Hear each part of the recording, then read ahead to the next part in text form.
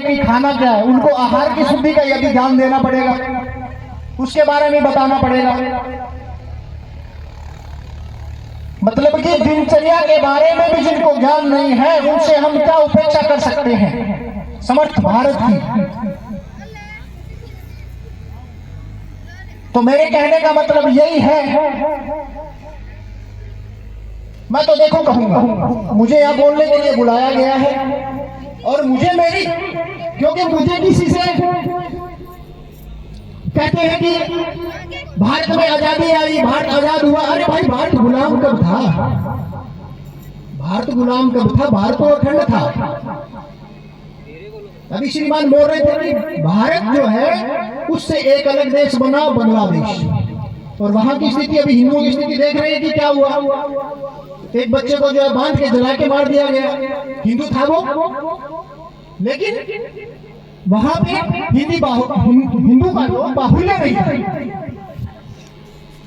हिंदू बाहुल्य नहीं था, क्योंकि हिंदू कम थे। तो कार्यक्रम हिंदू सम्मेलन इसीलिए रखा गया है कि हमें जातियों में नहीं उलझना है, जाति पाति में नहीं उलझना है, हम केवल और केवल हिंदू हैं।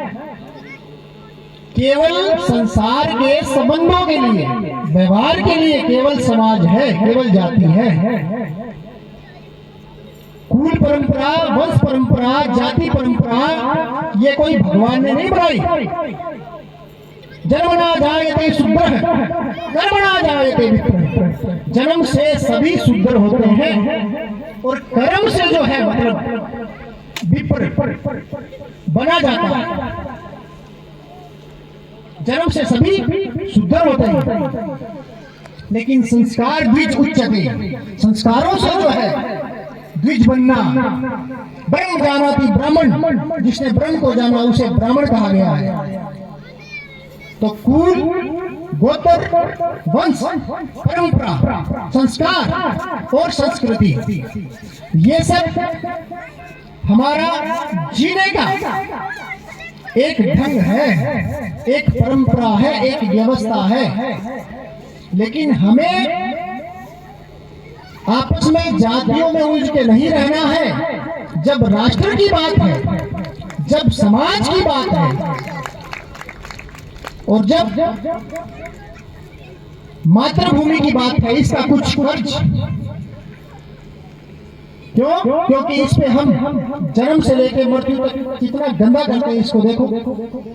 जहाँ बैठते हैं वहां हम सफाई भी नहीं कर सकते। अब सोचो, जहाँ हम बैठते हैं, अरे हमसे अच्छा तो वो कुत्ता है जो बैठेगा ना तो भी पूंछ से मतलब पहले साफ करेगा, फिर पूंछ लाएगा, साफ करेगा उस जगह को, उस गंदी को, फिर वहां बैठना पसंद करेगा वो।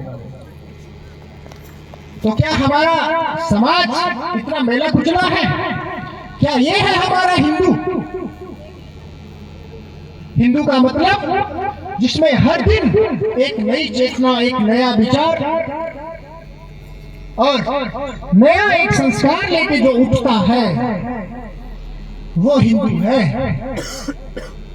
जिसका अपने राष्ट्र के प्रति एक कर्तव्य है, उसका एक समर्पण भाव कि मैं देश के लिए क्या कर सकता हूं, मैं राष्ट्र के लिए क्या कर सकता हूं। मैं अपने, आप सब सामने मेरे बैठे हुए प्रबुद्धजन हैं, गांव में बहुत सी समस्याएं होती है साहब। क्या हमें पता नहीं कि हमारे गांव में क्या कमी है? लेकिन कुछ हिंदू ऐसे हैं कि उस कमियों को, उसको सही नहीं करेंगे, जो कर रहा है उसमें टांग अड़ाएंगे। अब बताओ, ये हिंदू है। अब ये पता नहीं कि अगर गांव के बाहर, अगर ये बस स्टैंड है, यहाँ पे अगर नल लगाया किसी ने, तो जो नल लगाने वाला है वो भी हिंदू है और उसका विरोध करने वाला भी हिंदू है, उखाड़ने वाला भी हिंदू है। लेकिन वहां जो जल पीने वाला है, अब जल, वहां पशु भी है, पक्षी भी है, वहां कोई जाति नहीं है, बताओ, वहां कोई भेदभाव नहीं है। क्या जल पीने वाला प्यासा धर्म देखेगा या जल पिएगा? बताओ। जिसको प्यास लगी है, जो प्यासा मर रहा है, उससे आप उसका धर्म पूछोगे? वो कहेगा कि आप इस धर्म के हो तो मुझे जल मत दो।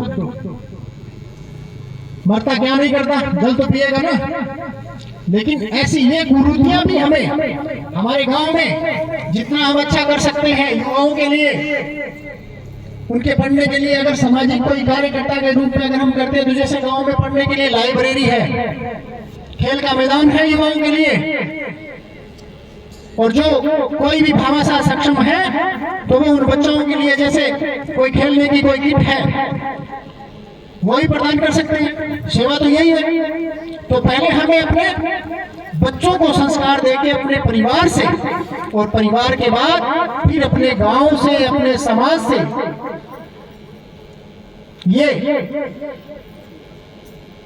अपेक्षा नहीं रखनी है कि कोई दूसरा करेगा तो हमें फायदा होगा। नहीं नहीं, हमें खुद ये शुरुआत